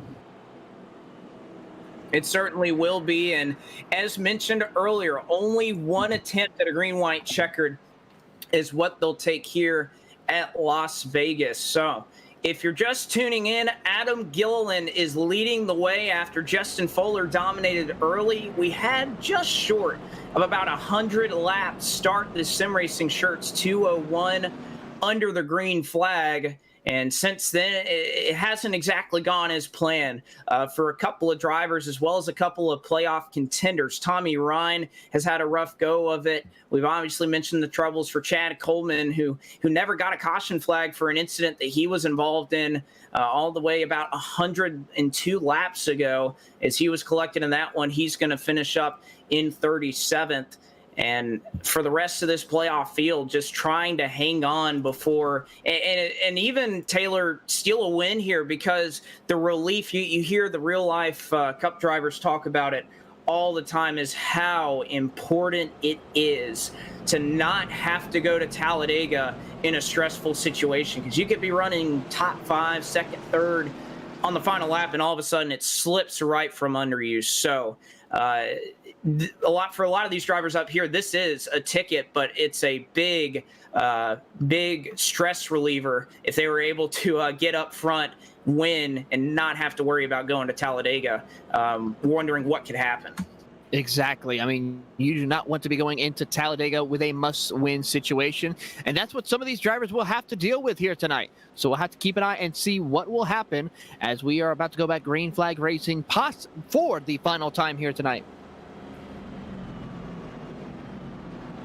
See when they get it off the corner this time. Between these top couple of rows, you have, obviously, it's well documented here, Adam Gilliland, 7 wins on the season. Justin Fuller looking to reach victory lane for the 3rd time this season. Nick Cohan also looking to visit victory lane for his 3rd time this season. Falkingham looking to tie Adam Gilliland at the top of the field with 7 wins apiece. He's won our last 2 races here, and he's got some 4 fresh feel goods underneath the nose of his Chevrolet. We'll see if he can hang on in what's been a pretty attrition-filled race, at least the last 30 laps or so, as we work under caution flag number 6.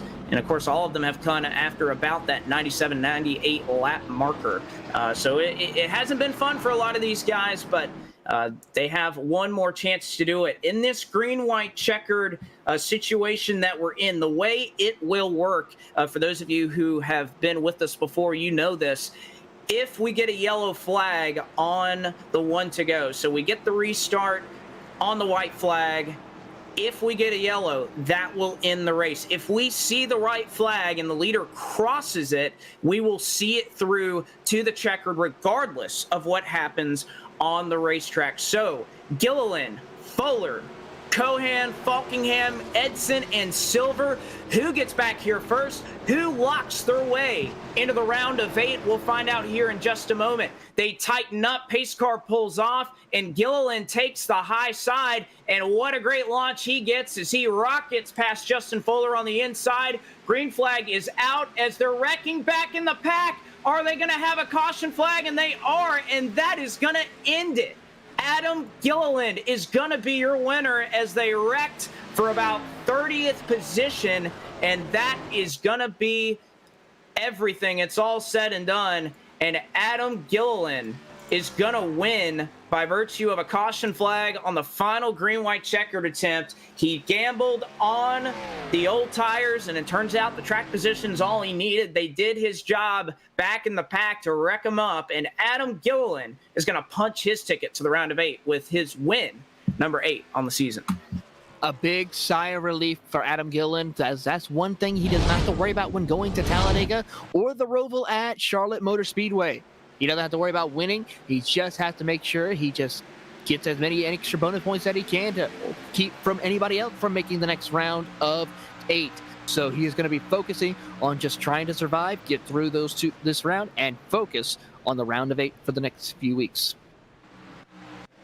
We're seeing exactly what happened there. It looked like somebody's engine perhaps expired, or at least was close to it. It was Glenn Campbell, who he had an expired engine, but then restarted and blocked the high line, which of course, when you talk about, restarting and all the rules and regulations that come in with both NASCAR and the way iRacing scores it, you see Glenn Campbell there. He's in the 44 car, obviously way off the pace. You can pass high before the start-finish line, but you can't pass high if the driver goes all the way up there. And, Taylor, it really baffles me how a driver with an expired engine, he's smoking out there. Obviously, he wants to ride around and get everything he can, but he goes up there to block the high side where a bunch of playoff guys are trying to make up spots. Brian Macklin gets involved, and unfortunately, that's just enough to bring out the yellow flag and end this one. I'm pretty sure we are going to see some race officials looking into that incident right there. And I'm pretty sure there could possibly be some penalties incurred for Campbell as well due to the fact of that incident. So you have an expired engine. It's a rule in NASCAR. You don't go to the top side of the racetrack. You go back to the bottom of the racetrack. You get off the racing surface. And with that, that's a very costly and very odd mistake to make, especially on a green-white checkered. On a green-white checkered and with everything that's on the line. And of course, he was just going to be lucky to limp on home wherever the tail end of the lead lap was. He ends up finishing a lap down in the 27th position. And you see right there a nice little friendly shove from Justin Fuller, I suppose, as Gilliland is able to take down the win, his 8th of the season. And he will find his way into the Sim500 Transervice Cup Series round of 8. Here's your full field rundown, and we'll have to update you after a lot happened on that final restart, a lot of shakeup, particularly at the back of the field. But up front, it's Adam Gilliland who takes down the win. Fuller was dominant all night long. He brings it home in 2nd. Daniel Falkingham, no shockers there. He brings it home in 3rd, and would have really had a good opportunity to win this race without that final caution flag. Nick Cohan, shortcut. It works. He ends up finishing in 4th. Nick Silver, another Nick, rounds out the top 5. Trey Edson is able to rebound, marched his way up to the front, and kept it there. He finishes up in 6 solid points afternoon for him. Chad Cole will finish up in 7th. Scott Stenzel in 8th. EJ O'Rourke, he'll be proud of that effort after where he was running. He finishes up in 9th. And Sean Casto, non-playoff contender, rounds out the top 10. Coming home in 11th is Thomas O'Leary, the 4th, followed by Mike Montesi in 12th position. Kyle Tarasca had a tough recovery towards the end of that race. He'll come home 13th, followed by Richard Beasley in 14th. In the 15th position, you'll find Doug Roth, followed by Steve Gottschalk in 16th. Timothy Johnston will come home in the 17th position, followed by Ricky Harden in 18th. 19th will go to Scott Smiley, and Shane Ewing will come home in 20th. 21st, it'll be Jeff Ryan. 22nd goes to John Borst. 23rd will go to Gail Brooks. Finishing up 24th is Jimmy Coleman. 25th is Jose Gonzalez. 26th, and not what he wanted, tail end of the lead lap, and he's going to have to do an awful lot of catching up after this one. Brian Macklin finishes up in the 26th position, last car on the lead lap. Glenn Campbell, he was kind of the catalyst for that entire final yellow flag that ended this one. He finishes up in 27th. It'll be Chris Gabot who finishes up in 28th. 29th will be Don Runkle Jr. And rounding out the top 30, not the afternoon that Tommy Ryan wanted at all. He finishes up in 30th, and he's going to have a deep hole to climb out of when we get to Talladega next week. Mike Kelly will be finishing in 31st, 7 laps down, followed by Randy Yoakum in 32nd. 33rd will go to Kevin Brown, followed by Brian Fallon in 34th. 35th goes to Dwayne Vincent, followed by Christopher Tate in 36th. Another driver who have a deep hole to dig out of will be Chad Coleman. He'll come home 37th, and Jeff Shrewsbury will round out your 38-car field. That'll do it for us as well. Keep on hand and talk to our top 3 finishers tonight. The first one beating Adam Gilliland. He finishes up and wins his 8th race of the Sim500 Transervice Cup Series. His first of the playoffs will punch his ticket into the next round. And Adam, really risky to stay out there on those old tires, but it looks like the rest of the field, they do the work for you, and you find yourself in victory lane. Boy, was it ever. Yeah, I really thankful that we had a rash of cautions there because those tires, they made them work. I really didn't think that they would be able to get all the way up through the field, especially with us, running wide open for so many laps to start. So that was really surprising when I saw Nick, I think maybe on the third to last restarting seventh. I knew we were going to kind of be in a little bit of a predicament there, but I just can't say enough about how crazy that racing was, being 3 wide through 1 and 2 multiple times and not making contact. That's a testament to Nick and Justin and all them guys up there. That was a lot of fun. It certainly was fun to watch from this vantage point, but particularly with the way this playoff format works, obviously no playoff points on hand, everybody deadlocked right at 2,000. How much is it a relief that you go to a place like Talladega next week where anything can happen and all the weight, all the stress is lifted off your shoulders with this win here tonight? Yeah, it's massive. I heard on TV the other day, Steve Letarte or someone saying that everyone was saying Vegas is the most important race of this round, and I didn't really understand why, or he even said of the playoffs other than Phoenix. I didn't understand why, and then you really think about it. You got 2 wild cards coming up. You got Talladega and the Roval, so being able to win right here and transfer in the next round basically means I get to go have some fun the next couple of weeks without any kind of worries, so that'll be nice. I really look at the super speedways as an opportunity. A lot of people look at them as wild cards, but I always go up there and race up front and usually have some pretty good success. So either way, I was looking forward to that, but that, in the back of the mind, doubt of getting caught up in someone else's mess is obviously gone. And it's been a while since I won. I've got quite a few this year, but I think the last time it was the road course over a month ago. So it's nice to get back in victory lane. It's been all the way since back on August 10th of the Daytona Road Course since Adam Gilliland has visited Sim500 Victory Lane. But another Talladega question I'll have for you to wrap things up here is, obviously you don't have to worry about anything. Do we perhaps see kind of what we saw at Daytona a couple weeks ago where Gilliland working with another driver punches their ticket in because you kind of have free reign to help whoever you want to help next week? Yeah, for sure. Daytona was a little bit different situation. A lot of the guys I'm racing with, Fuller, Kyle, Trey, EJ, Macklin, all those guys are really right around the cut line, especially with looking at these results. I think 1st through 7th are all chase drivers. So if there's an opportunity to help one of those guys and not really go out of my way to make it look like I'm, working with one teammate over another, then I absolutely will. But we'll just have to see. It's kind of a in the moment deal, and but yeah, definitely, I'd like to help a teammate if at all possible. All right, well, Adam, I'll hand you the microphone one more time. Know you got a lot to thank. It's been a while, August 10th since we saw you in Victory Lane, so know you've built up a lot. Mike's all yours. Yeah, just got to thank Brennan Mercer and Gary Mercer Trucking, as always. Longtime supporter of mine all the way back to the Pro Series and Coke days. And Scott Stencil and Personal Comfort, they came on board a little over a month ago. So glad to have them on the car. And everyone at Sim500 and Podium for broadcasting side and the league management side. Really thankful for all them. That's Adam Gilliland, your winner in the Gary Mercer Trucking Chevrolet. He takes it to the top spot, and he's not going to have a whole lot to worry about next week as he punches his ticket to the round of 8. And Taylor Burris, you've caught up with another driver who was awfully quick tonight, comes up 1 spot short. That is Justin Fuller. Here with Justin Fuller here tonight with a great effort coming home P2. Justin, I mean, you were probably one of the strongest cars out there, and you gave it to Adam Gilliland for a good fight towards the end. Tell us about how your race went for you. Yeah, a great race. That was a lot of fun. I don't know what it is about Vegas. I'm just, for whatever reason, I'm really good here, and anything short of a win tonight was kind of disappointing.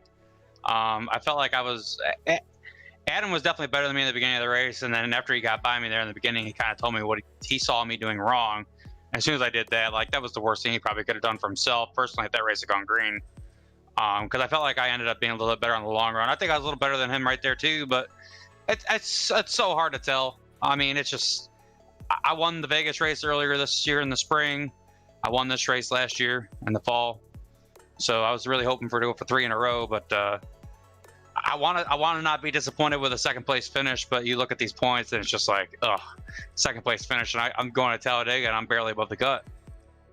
With that, speaking of Talladega, how confident do you feel going to that track? You know, we know that track is known for its wild cards, whether it be a playoff driver who's towards the back half of the field or a non-playoff driver stealing the show next week.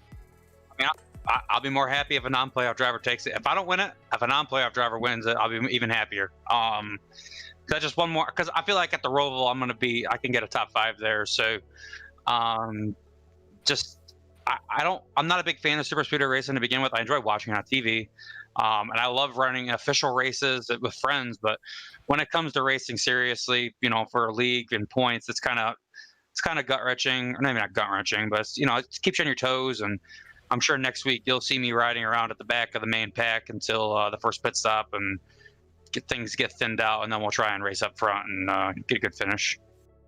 All right. Well, Justin, before we let you go, is there anybody you would like to say thank you to? Absolutely. I want to thank Transervice Logistics for sponsoring the series. If it wasn't for them, we wouldn't be able to do this. Thanks Sim500 for all that they do and all the admins. I mean, other than the end of that race, you saw it was a great event tonight. I mean, we put on a hell of a show at the end of that race. That was great with Adam, Nick, Daniel, both Nicks, Trey. That was a lot of fun. I want to thank Nemesis Lab with Sean Yoder. If you're looking to get into sim racing and you're real serious about getting a rig and some stuff, go check him out. He makes a lot of good sim racing products. Thank Scott Stenzel with Personal Comfort for their sponsorship with their mattress beds. Great beds. I'll sleep well in one tonight. Looking forward to that. You get a good night's sleep before work tomorrow. Thank you guys for putting on the broadcast. You guys do a great job every week. Can't wait to watch it back tomorrow. Thank everybody for watching the race. My dad watched. I'm sending a shout out to him. So, yeah, I hope you guys enjoyed it, and we'll see y'all in Talladega. And that is Justin Fuller, your second place driver here at Las Vegas. And, of course, Blake has caught up with our final driver on the podium, Daniel Folkingham. Daniel, we got to talk to you for 2 straight weeks in victory lane tonight. Just a couple of spots short of that, but you were so close. And, you know, I think we'd be looking at 3-time if you were able to just get that last restart to play itself out. Daniel, this is Blake McCandless. You got a copy? Looks like perhaps having a little bit of a technical issue here. We'll see if we can't get Daniel back in the booth here in just a moment. But, you know, Taylor, if anything, I'll go to you for some final thoughts, see if we can't get Taylor back with us, or Daniel back with us, rather. Crazy racing. And, you know, I really believe what I said, that, you know, what we saw here at the end of this race is going to show up in one form or another when we go to Talladega. It certainly is. And for everyone who thought Las Vegas was crazy, Talladega will be times that by 100. You never know what will happen. We could see a lot of different strategy calls happen. We could see a lot of bit of teammates working together. We could even see people who didn't really care to work together early in the season working together in order to help them reach a common goal, and that's just to survive at Talladega Superspeedway. We are going to expect the big one. It's just not if it will happen, but when it will happen. So a lot of excitement going in as we continue on round 2 of the playoffs. We will, and we'll give you at least what is a brief rundown of the final point standings after we finally complete everything here tonight. After Las Vegas, I believe, yes, we do have our points updated. So obviously Gilliland moves on. The cut line now moves down to taking only the top 8 drivers. So 9th will be eliminated. And right now it looks like some drivers are going to have a lot of ground to make up. Justin Fuller ends the night. He's second in the points. He is 11 above the cut line. Daniel Folkingham, 10 above. It'll be Nick Cohan, who is 9 above. 8 above is Nick Silver. 7 is Trey Edson. 6 is Chad Cole. Just 5 points for EJ O'Rourke. And then Kyle Tarasca, he is the cut line. 5 points out. Brian Macklin, he'll be 17 points out. Tommy Ryan, 21. And unfortunately for Chad Coleman, he is 28 points back of the cut line. So going to have to be a really long march for some of those drivers who may look to Talladega next week as their key to try to get out of that hole that they have dug themselves in. But Taylor, should be interesting next week. I'm looking forward to it. Yeah, I'm looking forward to it too, and I'm looking forward to coming back and calling this race with you guys next week. Absolutely, and as we have all season, we'll look forward to bringing you coverage of the Sim500 Transervice Cup Series. So for Cisco Scaramouza, Gary Sexton, and John Theodore at Podium Esports, and for my partner in the booth, Taylor Burris, I'm Blake McCandless saying so long from Las Vegas. Also want to give a shout out to Zach Johnson doing a great job punching the controls tonight, where we bid farewell and say congratulations to Adam Gilliland, your winner tonight in Las Vegas. Good night, everybody, and we'll see you next week.